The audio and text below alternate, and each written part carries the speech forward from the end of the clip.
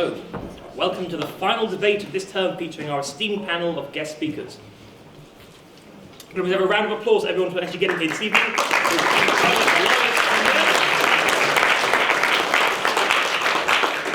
Thank you. So, on the proposition to the motion that this House believes that the world would be better off without religion, we have Peter Cave, who is the chairman of the Humanist Philosophers of Great Britain, and Ian Abbott, who is the chair of the Lancaster Humanist and Secularists Association.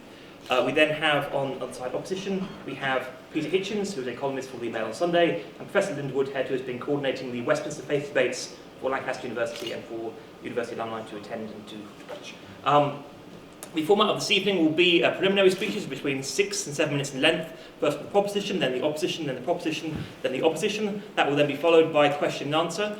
We're going to have, in terms of question and answer, we're going to have a question to, say, for example, the proposition. We're then going to get a response from them. We will then get a response to that answer from the opposition, and it will follow as such. Please, once you've asked your question, then sit down and remain silent. I'm sure if you have issues with the answer that's being given, the other team will more than happily obliged to tell you why your concerns are okay and their answer was not very good.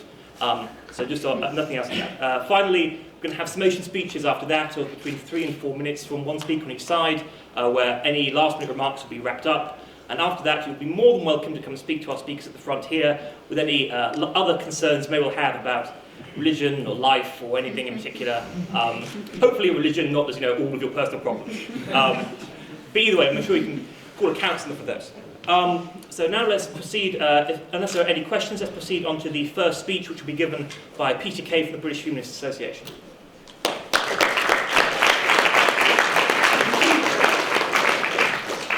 Well, I'm very, very pleased to be invited to put forward the proposition that the world would be better off without religion.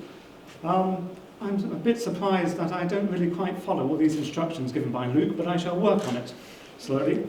I think there's two very, very good reasons why we should indeed think of ourselves as better off were we to be without religion.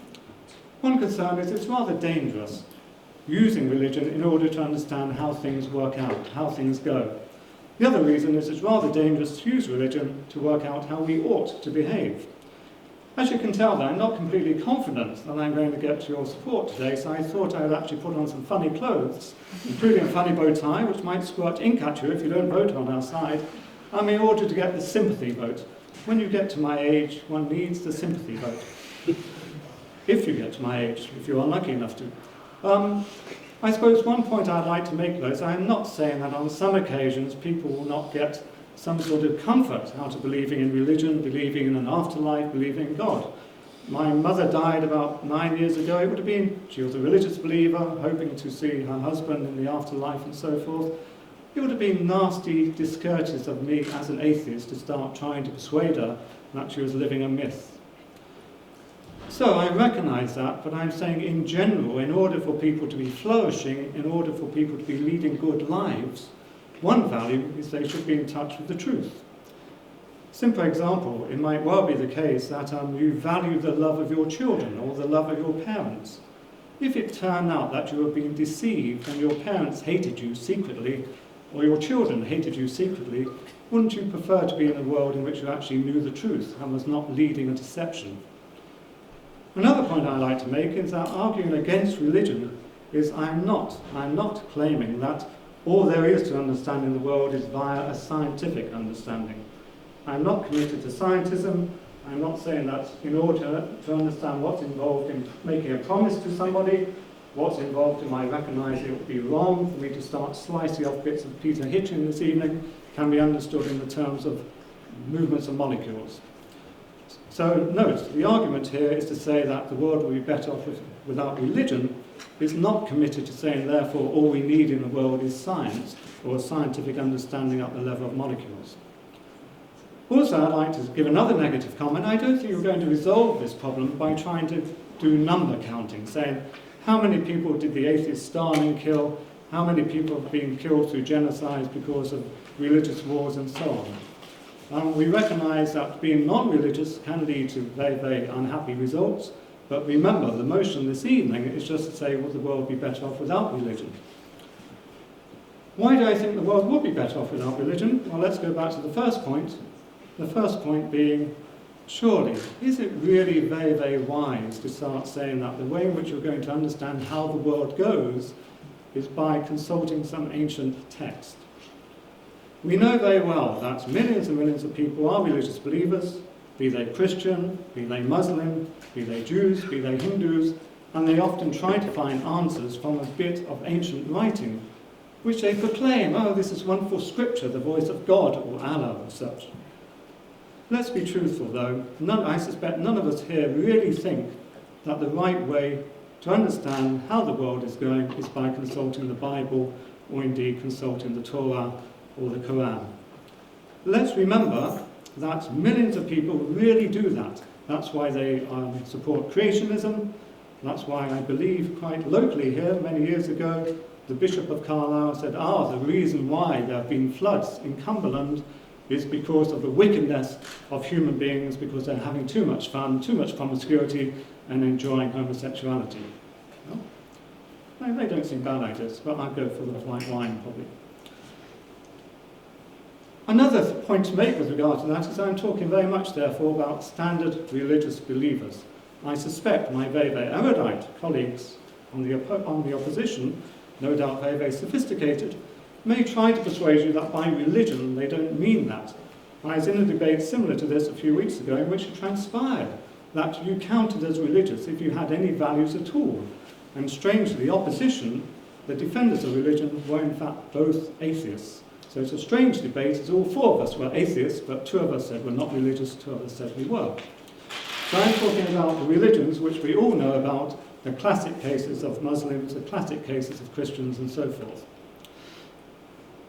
So I made one point, the reason why religion is dangerous with regard to understanding how the world goes is indeed because it in fact leads you to consult scriptures about creationism and so on, instead of looking at the evidence. If you want to ignore evidence, then maybe you should vote against this motion, but if you want to be in favour of evidence, then vote for this motion. The other area is to do with morality, about how things ought to be, about how we ought to behave.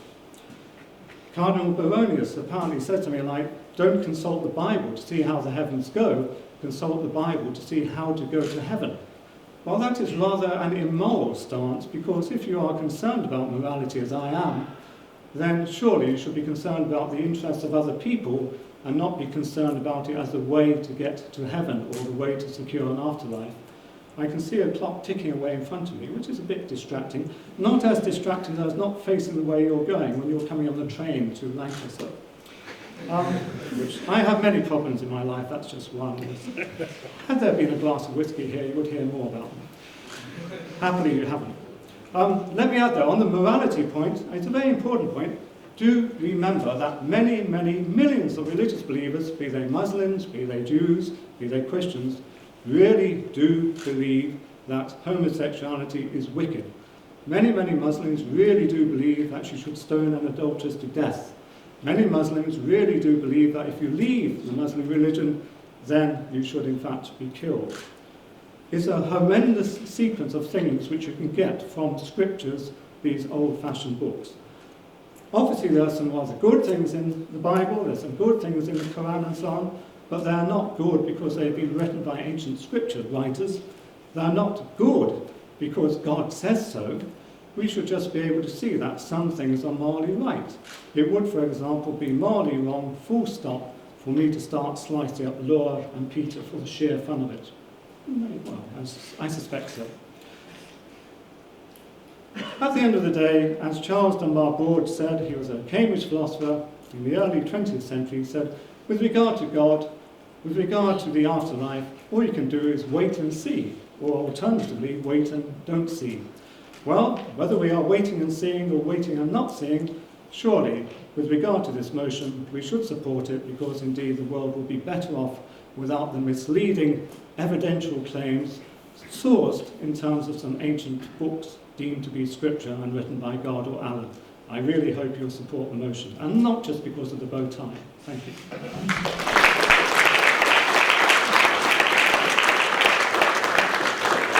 Okay, I thank Mr. Cave for his speech, and now invite Professor Woodhead to open the case for the opposition to this motion.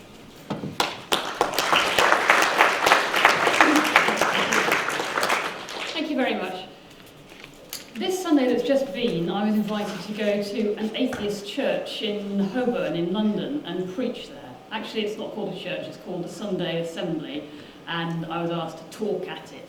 And I was a little bit nervous about it, but actually, I do recommend you go and see it. It was very interesting. It wasn't anti-religious at all. It wasn't dogmatic. It was a fairly kind of standard format for a service with songs, but popular songs, Brian May, not hymns, and karaoke-like on the screen so you could sing along. And there was a wonderful poem read by a Roman Catholic called Mike Gary about his mum.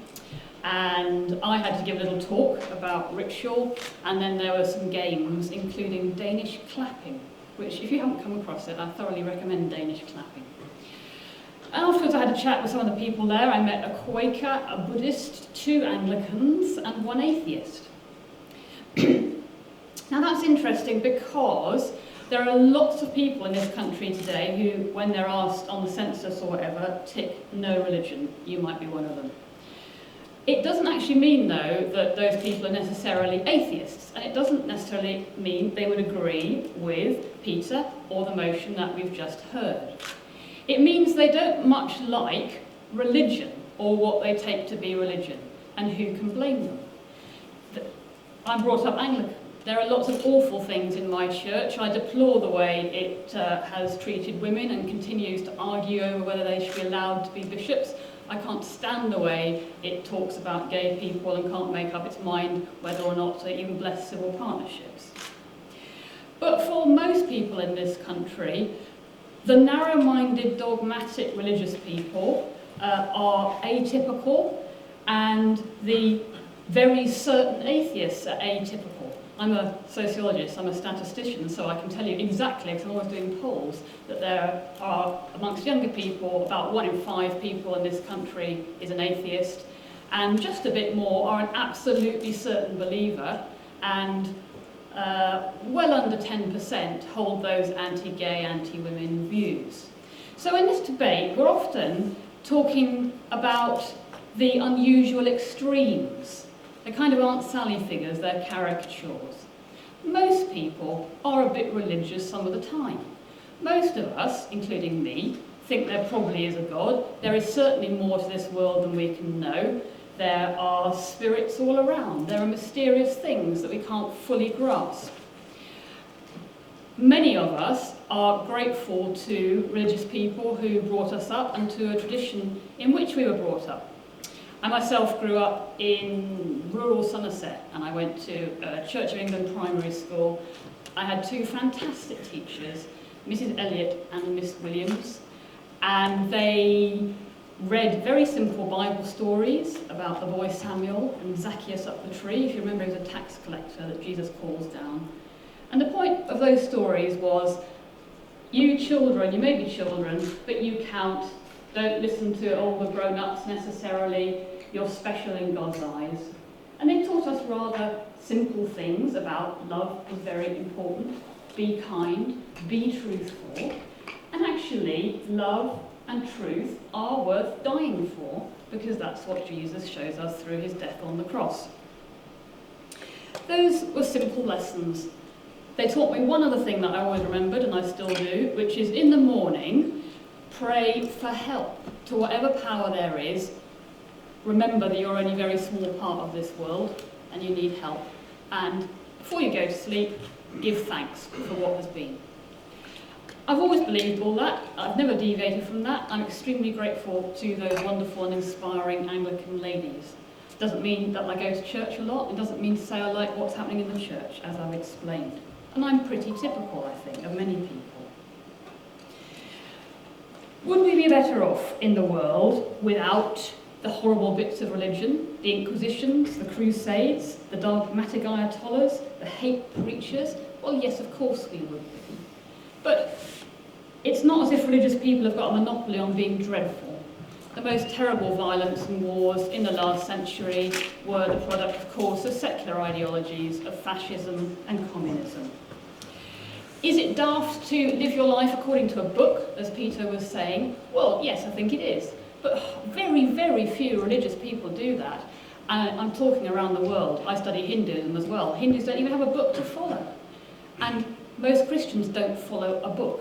That's a caricature of how religious people live their lives. Is there a lot of nonsense and anti-gay sentiment and so on in religion at the moment? Yes, there is. But again, most people don't believe it. In this country, most religious people are in favour of allowing same-sex marriage. I've done the polls. That's a fact. So let's look at the sensible middle, for whom religion is about saying there is something mysterious and wonderful in this life. It's not about purely dogmatic certainties. It's about living as well as you can. It's about celebrating the Mrs. Elliots and Miss Williams that we've all had in our lives who's inspired us. And is the world better off with people like that and the institutions that supported them? Yes, I think it is. Thank you.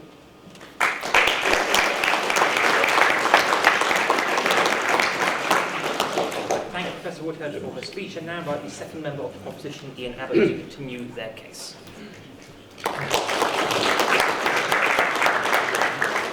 Is that okay? Is it okay if I stay seated? Is that? Yes. Thank you very much. I'll begin by saying that I'm not an academic. Apart from a minor qualification in mechanical engineering, I've not experienced any further education since leaving my comprehensive school in Manchester in 1968, which is terrifying when you think about that. So I won't rely on any scholastic prowess quite as adroitly as my co-panelists no doubt are able to, and I'm certainly not as used to this forum as they are. I will, however, speak from my 60-odd years of attendance at the University of Life, from my 25 years as a frontline police officer, from my status as a recovering Methodist, from my current occupation as a celebrant dealing with people who are recently bereaved, from being a parent guiding 2 daughters through the English education system, and from the experiences of many other people who have shared with me those experiences in my capacity as chair of the Lancaster Secular Humanists, which I've been now for the last 6 years. And I think it's important to stress that the debate is the world would be better off without religion. We shouldn't really be drifting into this argument about the existence or otherwise of a god or gods. Now, when I was considering how to present my view, I imagined, quite rightly as it seemed, that Peter would be tackling the more contemporary issues surrounding the subject, so I decided to focus more on heritage. And for this I call upon the Gospel according to Ingersoll. Many of you will be aware of him, I'm sure, but he, just if you're not, he was a 19th century American politician, a lawyer, a Civil War veteran, and a very popular orator during what's now referred to as the golden age of free thought. In his address, Ingersoll used the word superstition. I've substituted that with the word religion, simply to make it apposite to this debate. Religion, after all, is the repository of superstition, so I claim that these two words are interchangeable.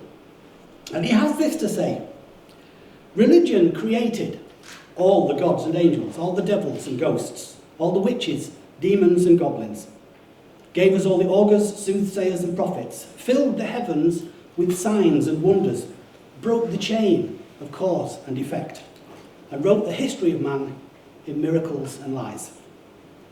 Religion made all the popes, cardinals, bishops and priests, all the monks and nuns, all the begging friars and filthy saints, all the preachers and exhorters, all the called and the set apart. Religion made men fall upon their knees before beasts and stones, caused them to worship snakes and trees, insane phantoms of the air, beguiled them of their gold and toil, and it made them shed their children's blood and give their babes to flames. Religion built the cathedrals and temples, the altars, the mosques, the churches, filled the world with amulets and charms, with images and idols, with sacred bones and holy hairs, with martyrs' blood and rags, with bits of wood that frightened devils from the breasts of men. Religion invented and used the instruments of torture. It flayed men and women alive, loaded millions with chains, destroyed hundreds of thousands with fire. Religion mistook insanity for inspiration, the ravings of maniacs for prophecy, for the wisdom of God. Religion imprisoned the virtuous, tortured the thoughtful, killed the heroic, put chains on the body, manacles on the brain, and utterly destroyed the liberty of speech. Religion gave us all the prayers and ceremonies, taught all the kneelings, genuflections and prostrations, taught men to hate themselves, to despise pleasure, to scar their flesh, to grovel in the dust, to desert their wives and children, to shun their fellow men, to spend their lives in useless pain and prayer. Religion taught that human love is degrading, low and vile. Taught that monks are purer than fathers, that nuns are holier than mothers, that faith is superior to fact, that credulity leads to heaven, that doubt is the road to hell, that belief is better than knowledge, and that to ask for evidence is to insult God. Religion is, always has been, and forever will be the foe of progress, the enemy of education, the assassin of freedom. It sacrifices the known to the unknown, the present to the future, this actual world to a shadowy next. It has given us a selfish heaven and a hell of infinite revenge. It has filled the world with hatred, war and crime, with the malice of meekness and the arrogance of humility. Religion is the only enemy of science in all the world. Now, when I first came across this speech, I was struck by how American politics have changed.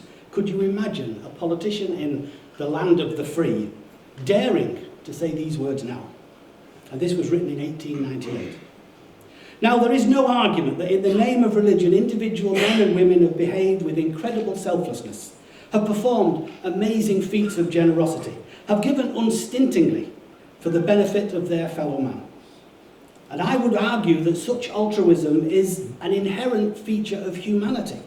I can't and won't accept that those same people would have not behaved in the same way and assisted the same people in those dangers and needs without them having been told to do so by sacred text or religious leaders. And even if that were proved not to be the case, I would still say that the price extorted by religion for those deeds has been far too high. Thank you.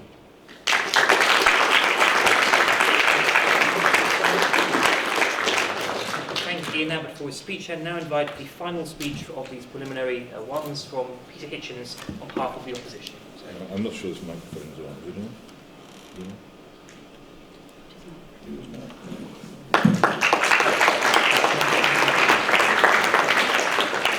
I'm in the enjoyable position of disagreeing with all three speakers so far this evening to some extent, though actually I probably agree more with Peter Cave than with anybody else who's spoken. I'm obliged to him for turning up as Willy Wonka. I have many roles in life. If I'd known, I would have turned up as some villainous character from some other work of fiction. We've had quite a lot of quotation here this evening, and it struck me, as it often does on these occasions, that there is a very fine novel by Peter de Vries called Slouching Towards Kalamazoo, in which the town atheist and the main Presbyterian pastor of a Midwestern American city clash in a huge and passionate debate before the townspeople and end up converting each other to each other's positions, which causes more problems for the Presbyterian pastor than it does for the town atheist, though he does have various responsibilities placed upon him afterwards. I also was struck by the long quotation that we just had from Ingersoll, which reminded me again that in Sinclair Lewis's great book, Elmer Gantry, about a fraudulent American preacher, that preacher begins his career of fraud by actually slightly amending a passage from Ingersoll and using it to preach before the elders of his church, thus convincing them that he is in fact rather a fine preacher. Ingersoll certainly knew how to write, but the point has not really been addressed here this evening, and I find it increasingly frustrating that the militant atheists whom one hears and sees all the time, and of whom my late brother was a strong representative, never seem to be present when I come to these debates. I'm always confronted by these terribly reasonable people who give way on almost all the major points of the argument. And I'm afraid I have to be a bit harsh about this. What Peter Cave said, although he's come here to support a motion saying the world will be better off without religion, he said something absolutely fascinating. That when his mother was dying, he was not prepared to have an argument with her about this subject. I don't blame him. I think he would have been very wrong to do so. But if he really believed the proposition which he's come here to support, it would seem to me to be very important for him to have had that argument. And I do think that there is a certain milk and water feebleness about the atheists available to us this evening. They don't actually want to come out in the open about what they really mean. Now, I have a very, very simple set of contradictions here to put before you in my brief appearance at the beginning here, which, again, compel me to be slightly personal, because you'll all, most of you anyway, will know about my brother's role in promoting the anti-God movement and the four horsemen of the atheist apocalypse in the United States and around the world, and in writing books virulently attacking God. Now, what interested me about that was, apart from the fact that I thought that his book was not intellectually terribly respectable, was that he was absolutely lauded to the skies by very large numbers of people in the modern world, in modern America and in modern Britain, for the book about atheism. In fact, I remember Sarah Sands, now editor of the London Evening Standard newspaper, saying that she didn't really mind about my brother's support for the war on Iraq and the foreign policies of the Bush government because of what she called his glorious atheism. Now, it seems to me that here you have a very interesting point. My brother lent himself, and you wouldn't object to me saying this, lent himself very much as a supporter of power, the exercise of power, earthly power, in what he believed to be a good cause. He was prepared, and quite openly, because he was uncompromising about this, to defend all kinds of extremely violent actions, including the extraordinary assault upon the city of Fallujah, as part of what he believed to be a righteous move to bring democracy and freedom to the Middle East. And he didn't really mind about the consequences. Now, the people who forgave him for this were, why was it that they, who would presumably normally regard themselves as the kind of people who from their teens upwards had loathed the Vietnam War and Henry Kissinger and every exercise of American foreign policy, why could they find it in their hearts to forgive him for this position because of his glorious atheism? My theory has long been that it is because the real issue for most people in the modern world is not actually about altruism of any kind. It is about the pursuit of what I call selfism. Fundamentally, if you're on the right side in the great arguments about sex, drugs, and rock and roll, you can be forgiven anything. If you're on the wrong side, you can't, and I'm living proof of this. I actually opposed the Iraq War, which should have made me friends among the left, but because I'm not in favour of sex, drugs, and rock and roll, it didn't get me any friends over there at all. They continued to loathe and despise and hate me. What was really important? The dead people littering the streets of Fallujah, or their rights to behave exactly as they wished in prosperous, modern Western societies. The fundamental difference between the religious position and the non-religious position, and I'll be specific here, I haven't come here to propose religion in general. I come here specifically to defend the branch of Anglican Christianity represented by the 1662 Book of Common Prayer, to which I subscribe. I have a lot of criticisms of Islam.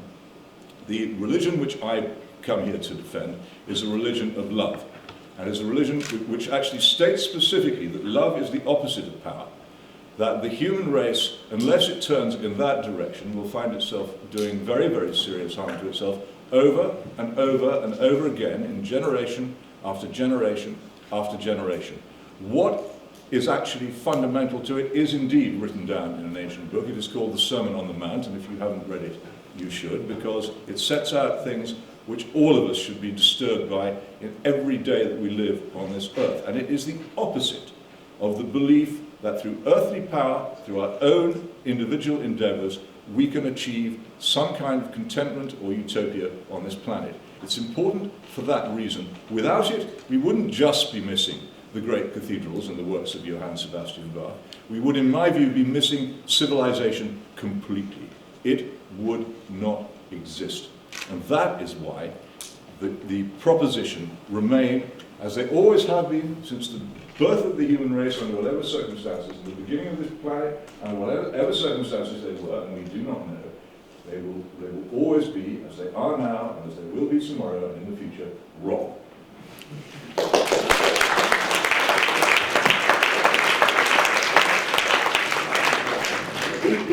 Thanks, Mr. Hitchens. for the speech. Ballots will now be given out for the second vote. I would advise you not to mark until some questions have been answered to see if they can possibly persuade you to change your mind, whether it's an abstention to opposition or abstention to opposition. But do as you will, if it were. So now I'm going to go to a question to the proposition. So hands up, a question to the proposition on this debate. Yes, you sir. Well, thank you to all four of you for your thoughts. Professor Lincoln particularly translated very well a lot of feelings that I had. Because what I found problematic with the proposition is that there are a lot of assumptions about what religion really is. So as a Christian, I don't look the scriptures to know how the word works. I'm not expecting some heaven for compensation. I am not against homosexuality, so on and so forth. So there is a huge problematic assumption about what religion is. But my question